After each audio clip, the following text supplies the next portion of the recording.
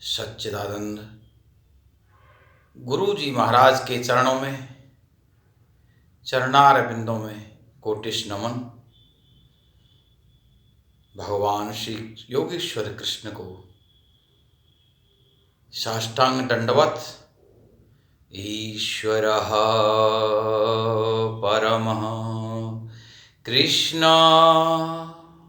सच्चिदानंद विग्रह अनादिरादि गोविंद सर्व कारण कारणम। संसार के सर्वेश्वर भगवान श्री कृष्ण की वंदना करते हुए शब्दों का अभाव अनुभव कर रहा हूँ। महाअनिष्ट काल महाभारत के युद्ध के समय मानव मात्र के कल्याण के लिए उन्होंने जो अमृत रूपी संदेश गीतोपनिषद के भी रूप में संसार को दिया, उससे बड़ा कल्याणकारी अमृत आज तक इस विश्व में नहीं है। सभी धर्मावलंबियों से अपील, इस गीता के संदेश को आधुनिक प्रक्षेप में काव्य रूप में, हिंदी कार्य रूप में मेरे साथ जुड़कर प्राप्त किया जा सकता है। मैं सबको नमन करता हूँ, वैष्णवों को प्रणाम करता हूँ, संसार के हर जीव को प्रणाम करता हूँ।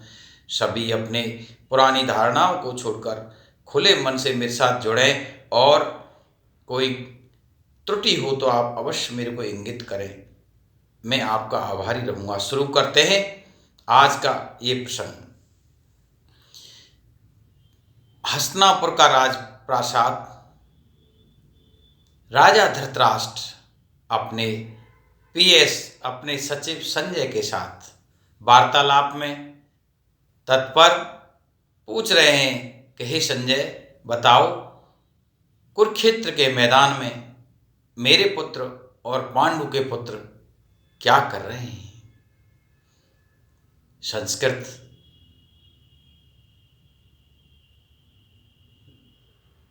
धर्मक्षेत्रे कुरुक्षेत्रे समवेतायुयुत्सवः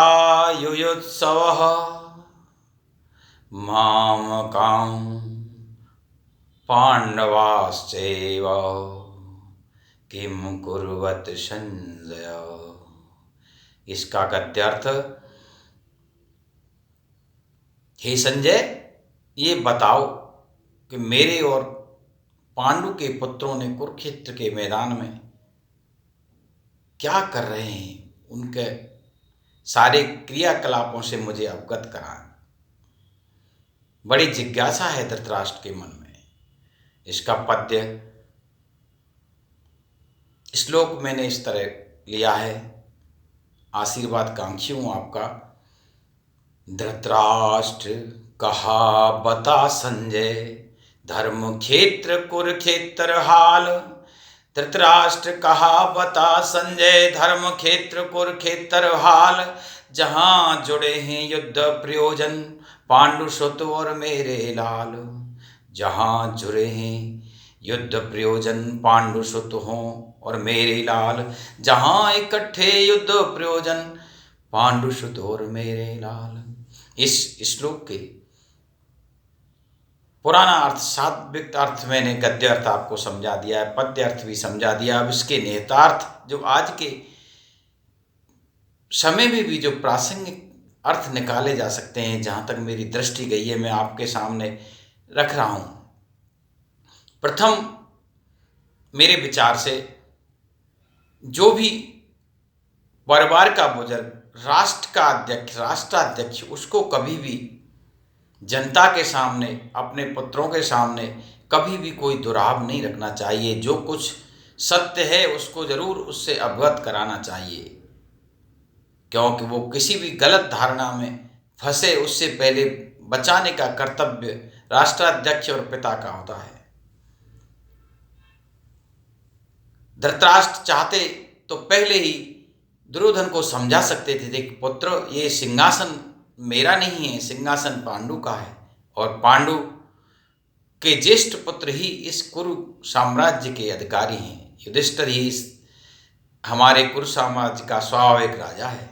तो हो सकता है वो बच्चा अपने अंदर उन दमित भावनाओं को जो स्वयं धृतराष्ट्र की थी उनको रोकने की कोशिश करता। आज जैसे हालात नहीं पैदा होते, दोनों भाइयों के परिवार एक दूसरे के रक्त के पिपासु होकर कुरुक्षेत्र के मैदान में खड़े हैं। ये बुजुर्गों को सोचना चाहिए। भाईचारे के बंटवारे में बिना बेईमानी के इस तरह के निर्णय लेने चाहिए और जो भी हो भाइयों को आपस में त्याग के लिए भी तैयार रहना चाहिए। ऐसा मेरा मत है और संसार का इससे कल्याण होने वाला है। दूसरी बात इससे ये निकल के आती है कि जो आपके पिताजी की संपत्ति है, आपके माताजी की संपत्ति है, वो निर्विवाद रूप से संतान का उस पर अधिकार है, बिना प्रयास के ही वो उसको मिल जाती है। जबकि यहाँ पर समय का ऐसा प्रभाव है कि वो युद्ध होना निश्चित हुआ है। लेकिन इसका जो तीसरा सबसे विलक्षण चीज़ है वो ये है कि अगर आपको संसार में कुछ अपने बल पर करना है, किसी मनुष्य को, किसी बच्चे को अपने बल पर करना है या अपना कोई अलग से मुकाम बनाना है पितृसत्ता और मातृसत्ता से भी, तो उन्हें गुरु की शरण में जाना पड़ेगा। गुरु की शरण लेने से ही मनुष्य विलक्षण चीज़ें प्राप्त कर सकता है, जिसका उदाहरण यहाँ स्वयं प्रत्यक्ष में संजय हैं। संजय व्यास जी के शिष्य हैं और व्यास जी से उन्हें अलौकिक दिव्य दृष्टि प्राप्त हुई है, जिसे कुरुकुल के राजप्रासाद में बैठे बैठे वो महाभारत की लड़ाई के हर पल की जानकारी अपने स्वामी, अपने राजा धृतराष्ट्र को दे सकते हैं। ये गुरु की कृपा से संभव है। हर मनुष्य को, हर बच्चे को प्रकृति या किसी को भी गुरु मान के अपने लक्ष्य के प्रति समर्पित रहकर कोई भी संसार में विलक्षणता प्राप्त कर सकता है, अपना उद्धार कर सकता है। जो जहाँ चाहे, जो भौतिक सुख सुविधा चाहे वो भी प्राप्त कर सकता है। ये इस श्लोक से इसके निहित गूढ़ अर्थ हैं जो सारे संसार के कल्याण के लिए हैं। जो जो चाहे वो इसमें से ले सकता है। सभी वैष्णव जनों को, भक्त जनों को मेरा प्रणाम। राधे कृष्ण, राधे राधे। जय ब्रजमंडल धाम, जय गीता गंगा, जय हो योगेश्वर कृष्ण। भगवान शिव और गणेश जी, सरस्वती जी की भी मैं वंदना चाहता हूँ, वंदना करता हूँ, कृपा चाहता हूँ कि मेरे इस ये जो मैंने शुरू किया है इस कार्य को संभव बनाने में अपनी दया बनाए रखें। जय हो, जय हो, जय हो।